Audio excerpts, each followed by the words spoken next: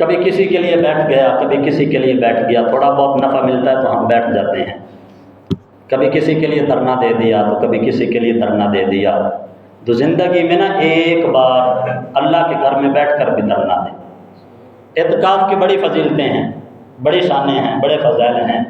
لیکن سب سے بڑھ کر فضیلت یہ ہے کہ اعتکاف سنت ہے، اور میرے حبیب نے اپنی زندگی میں ہر بار فرمایا۔ اللہ کے حبیب سیدہ طیبہ حضرت عائشہ صدیقہ رضی اللہ تعالیٰ عنہ فرماتی ہیں کہ رمضان المبارک کے آخری عشرے میں میرے مصطفیٰ کریم علیہ الصلوۃ والتسلیم ہر سال اعتکاف میں بیٹھتے تھے، اور جب آپ کا ظہری وصال ہو گیا تو آپ کی ازواج اعتکاف میں بیٹھتے تھے۔ تو سب سے بڑی فضیلت کی بات اعتکاف کی یہ ہے، سنت مؤکدہ ہے، اگرچہ علی الکفایہ ہے کہ ایک بندہ بھی بیٹھ جائے تو سنت کا جو ہے وہ حق ادا ہو جاتا ہے، لیکن زندگی میں چلو ہر سال نہ بیٹھیں، اللہ تعالیٰ توفیق تو دے تو ہر سال بیٹھیں، جہاں آپ باقی معاملات میں کبھی جو ہے تو اعلان ہو جاتا ہے جی آپ نے نا 1 مہینہ گھر میں بیٹھنا ہے، بازار میں نہیں جانا، دکان پہ نہیں جانا، تو بیٹھتے نہیں ہیں۔ کیا ہوتا ہے؟ زندگی رک جاتی ہے، معاملات ختم ہو جاتے ہیں، نہیں ہوتے۔ لیکن ہماری اپنی ایک سوچ ہے، جب کہا جائے نا کہ یار اعتکاف میں بیٹھو 10 دن کے لیے، بڑا ثواب کا کام ہے، مولا کائنات علی المرتضیٰ رضی اللہ تعالیٰ عنہ فرماتے ہیں کہ جو بندہ اللہ کی رضا کے لیے یہ 10 دن کا اعتکاف کرے گا، میرا رب 2 عمرے اور 2 حجوں کا ثواب ادا فرمائے گا۔ جب کہا جائے نا بیٹھ جاؤ یہ ثواب کا کام ہے، تو پھر ہمیں اپنے معاملات بڑے یاد آ جاتے ہیں، وہ معاملے بھی یاد آ جاتے ہیں جو ہماری زندگی میں ہوتے ہی نہیں ہیں، ہمیں یاد آ جاتے ہیں جی میں فلاں کام بھی کرتا ہوں، فلاں کام بھی کرتا ہوں، فلاں اگر میں بیٹھ گیا تو میرے کام کاج کا کیا بنے گا، میری زندگی کی جو گاڑی چل رہی ہے وہ تو ختم ہو جائے گی، میرا گھر چل رہا ہے، میرا کاروبار چل رہا ہے، میرے معاملات چل رہے ہیں، اگر میں اعتکاف پہ بیٹھ گیا تو ان کا وارث کون ہے؟ حالانکہ یہ نادان کو یہ نہیں پتا تو بس ایک وسیلہ ہے، کائنات کو چلانے والی رب کی ذات، تیرے سارے معاملات، میرے سارے معاملات یہ رب تعالیٰ چلا رہا ہے، ہم ایک وسیلہ بنے ہوئے ہیں۔ تو ہمارے طرح طرح کی باتیں آ جاتی ہیں جی کیسے میں بیٹھوں، باقی معاملات میں بیٹھ جاتے ہیں، اعلان ہو جائے کہ نہیں جانا تو بیٹھ گئے،